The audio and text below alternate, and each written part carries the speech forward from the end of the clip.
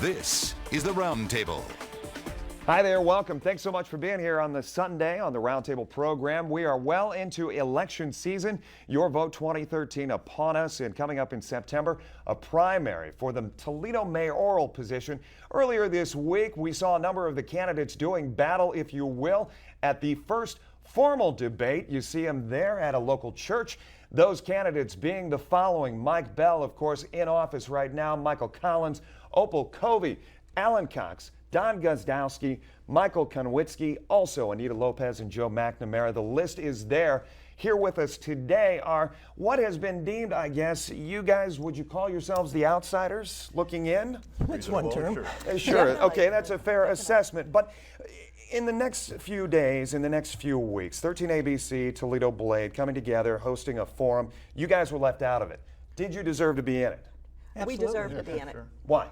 Because all of us are important. Anyone that runs for any kind of office should be respected, and we should follow the Constitution, and we should just be called a candidate, not even a top candidate. And we have done the work to get on the ballot. And that's an awful lot of work, especially when you're sort of independent and not part of a major political party. Does it come down to money? Does it come down to the money that you have available to get signs out there? Well, that's part of it. Another part of it is that all the top four candidates, they are already politicians, they're already elected officials.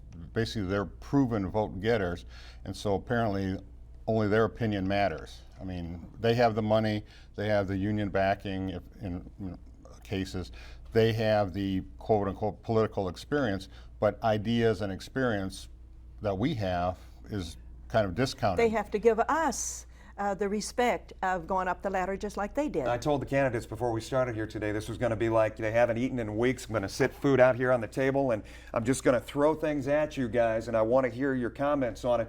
As you look at the outsider comment, do you feel like an outsider looking in? I do. That's one of the reasons I'm just a write-in candidate. I mean, I knew the score coming in. But why do it? Why put yourself through the stress? Well, I think you got outside commitments? You got worries at home? I do. Well, sure, in a job, I had to make a living by, well, name recognition, number one. 4 years from now, who knows what condition our city will be in the world. I might want to run for mayor again. By then, I'll be retired, and some other things will be different. So that might help me along the way. Some people out there are saying this is just kind of a farce, a joke. Some of you who get it. You have gone against 3 mayors now. Yes, I have. Why do you keep coming back? Because I am a ordained minister, prophetic minister, and God brought me to this city to change the city, change the powers. 39 years, we've gotten nowhere. And I keep coming back until I become mayor, and I believe I'm going to become mayor this year because of my platform, bringing this city into wealth and jobs and less crime. But how is that different from what anybody else is? Everybody wants the same thing, don't you? But it doesn't work that way with everybody else. Yeah, I mean, go ahead. Well, I was saying, everybody wants safer neighborhoods. Everybody wants more police. Everybody wants a whole lot of things.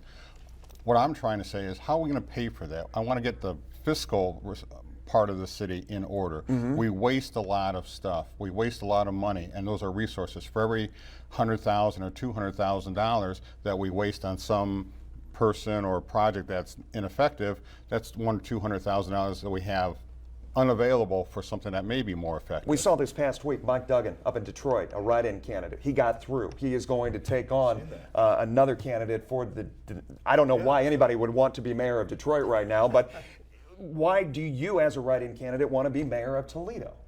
Well, I think our problems, and Opal can attest, our national world problems, local problems are all spiritual in nature, basically. We need to bring spirituality into the mix.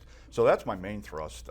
We all have ideas that we could try out, and I'd like to see the whole... What spirituality do you bring?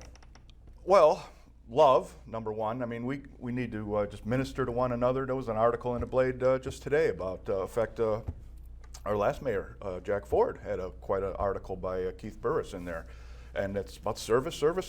We need to... Saying the candidates could take a page out of his book and going back and giving to those who need help. Absolutely. Alan, get in on that. That's exactly one of the things I really sort of want to thank Keith Burris, because he just sort of made the point that I'm probably the most qualified candidate.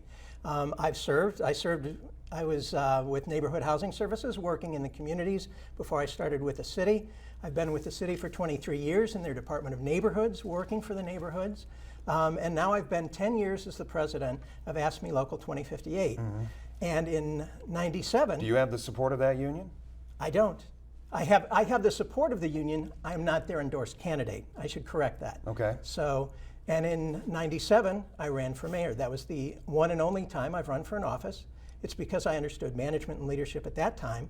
But now, in the last 16 years, and especially my 10 years as the president, I have direct knowledge, awareness, and I've been involved with the management and the budgets and everything else. I've been looking at those. Keith Burris, you mentioned Keith Burris from the Toledo Blade, Blade columnist. He said Alan Cox and Michael Konwitzki seemed to be the lost adults of the night at the debate. And the sad part of it is then the questions they talk about us not answering were never asked of us. They didn't feel the exactly same? get the facts Yeah, I right. mean, I don't know. Is that a fair assessment? No, I don't believe we were lost. I mean, some of the questions that we were asked were not really pertinent to what we're running on. I mean, for me, They talk about spirituality. What do you bring to the table? fiscal responsibility. I mean, to be honest, to do anything in the city of Toledo, you need money. Whether you want to hire more police, you want to have more fire, you want to have safer streets, you have to take what are limited resources and allocate those correctly. And if Toledoans are looking, if you're submitting a resume for this job, what are Toledoans looking at? What they're looking at for me is I have 30 years of service. I retired from the city of Toledo. 27 of those were in DPU. My entire career has been one where I've been preparing the budgets, monitoring the budgets, supervising payroll. My last 3.5 years were directly in the finance department itself, in implementing the new financial system and going through and revising a citywide payroll system. So fiscal responsibility, keeping within budget, preparing the budgets, that's been my whole career. Given the financial situation that all cities, all towns in the United States have been dealing with for the last couple of years, where is Toledo wrong in trying to get back on track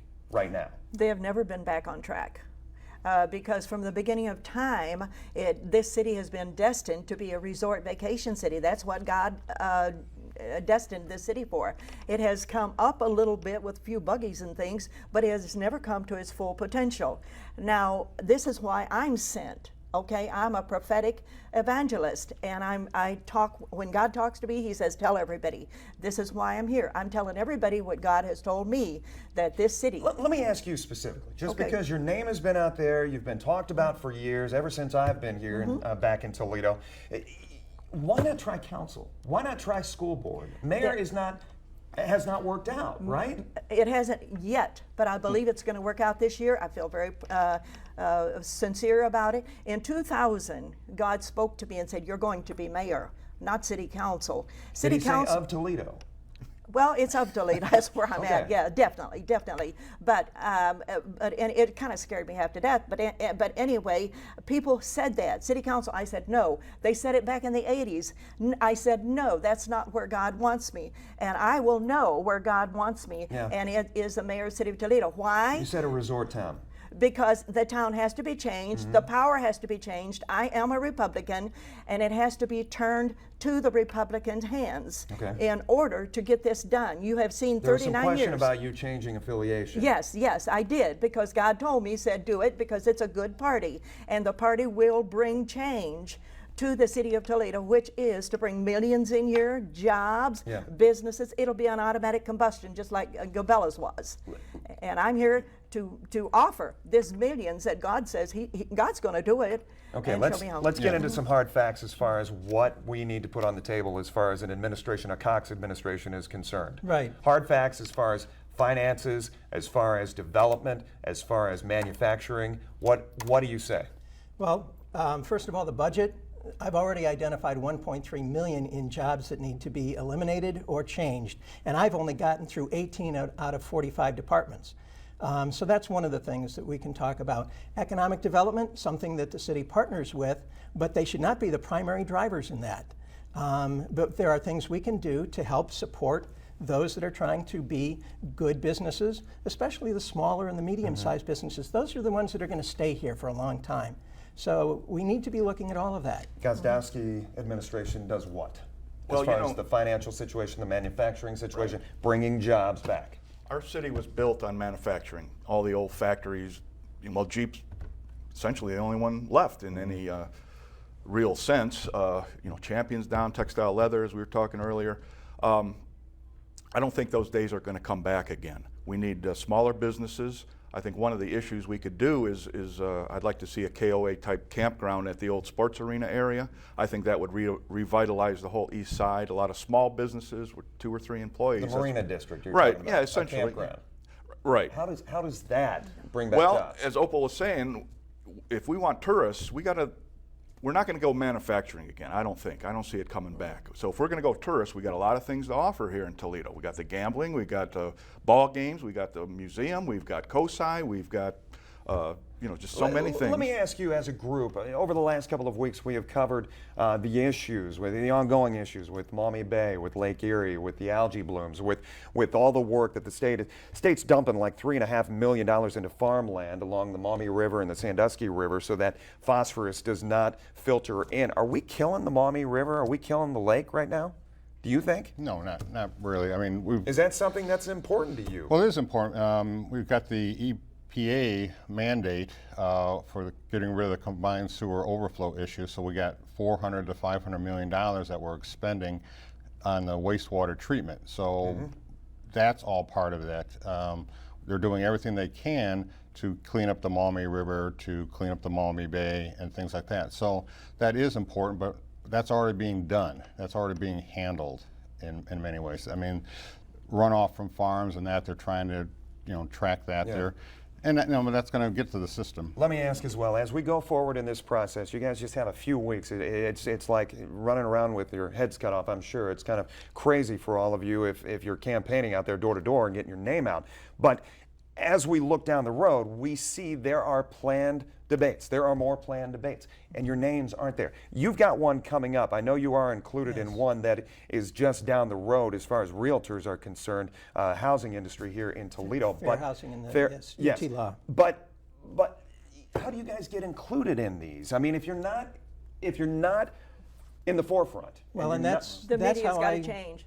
The media is It's our taking fault. advantage of. Yes, Okay. it is. Well. Because the last time in 2009 when I ran, they did not include me. And as a matter of fact, I went to the debate, and they put a security guard right by my side to make sure that I didn't do an outburst. Well, I should have, because this is wrong. This is fixing elections. How many votes have you gotten over the years? Over the years, they put a few. I can't trust that, because how can I trust how many votes I got if I can't even go to the debates and they're using evil against me? They're using evil against all of us by not allowing us in the debates. Everybody's a candidate. They're not top candidates. Part of the problem is that we don't have the political experience, and so therefore our ideas Does that equate to money? It doesn't mean nothing. Part of that equates to money, but part of it that we're not in the front there, and we don't have the backing of the political parties, the major political parties.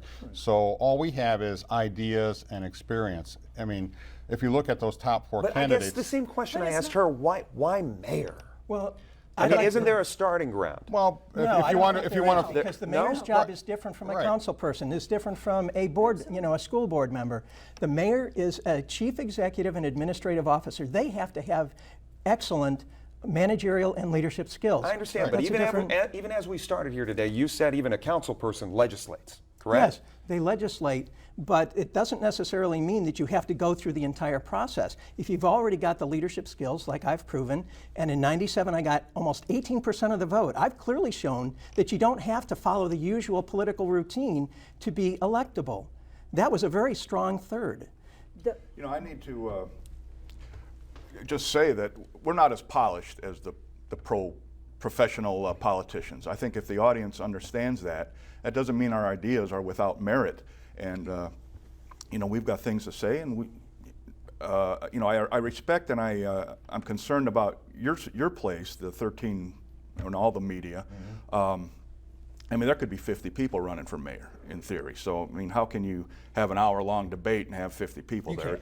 Right, it'd be impossible. So I sympathize with that aspect of it, but still, we need to be listened to, and take our system and let people die for our privilege of voting. So. And to be fair, about the media's responsibility, they have a responsibility You don't have to be to fair. be. I'm asking you but guys it's to be okay. honest. Our system, it's to be fair and objective. I think that's what the media is called to do. But then we have a responsibility, and I've taken that approach, taking advantage of our technology. We've got a website, we've got a Facebook page. People have the opportunity to be informed if they want to be. Yeah. And hopefully all of the voters will recognize that this September primary is the most important vote. Absolutely. Because you're only going to have 2 people to choose from after that. So you have to get informed now, and you have to take advantage of whatever we have to offer. The mayor's seat is the most powerful seat in the city, right? Right. All right. This is why God told me to get the mayor's seat, because the only way I can bring forth this prosperity, these millions of dollars and jobs and everything, is the mayor's seat. I could not go to city council and do that. That would take too long. Well, it's taken too long already. If I'd become mayor in 2001, we'd already had the amusement park and the dinosaur park and the water park, and we've got to put this all over the city. Don't you? The people of Toledo want to prosper? Yes, they do. The poor people want to prosper, but I believe it has been the big people who's after the money to keep the people, keep the bilking going, and keep the Democrats in power. That's the way they could do. Finally, as a group, collectively, how do you get the word out the next week and a half or so? Well, the next week and a half, I mean, the word is going to be through this, through trying to engage, you know, we don't dive in front of news cameras and things like that, and going to these debates. Maybe you should. Well, but you could photobomb a number of opportunities. Just show up. Get hit by a car. Yeah, well, I'm not saying that. We don't want to do that. No, but I mean, the hard part is getting access. Okay, Yeah. I mean, really, that's what it is. This is all about access. And you're asked about. But you guys are in one of the most amazing periods of history with social media and the ability to reach so many on so many levels just by typing on a computer. And I'm having excellent success with that. Right, but I mean. But a lot of people don't pay attention to that. Yeah, but a lot of people do. Well, at the same time. But I'm just saying, we are all trying that. We're all on Facebook. We're all on things like that. We're out of time. But the Blade never gave me any kind of advertising. I appreciate all of you taking some time. I know it's quick. I know it went by quickly. Thank you. Quickly, the Star Trek. I've got to ask. Just having a little fun. I got my blue suede shoes on. I thought maybe I'd have a chance to break into. I don't think we can see. Oh, well, no, but they're there. They're there, yeah. All right. I always like to picture Jesus in front of Pontius Pilate. I appreciate all of you taking the time. Good luck to you. Thank you for getting the word out here on the Roundtable. Our second segment coming up right after this.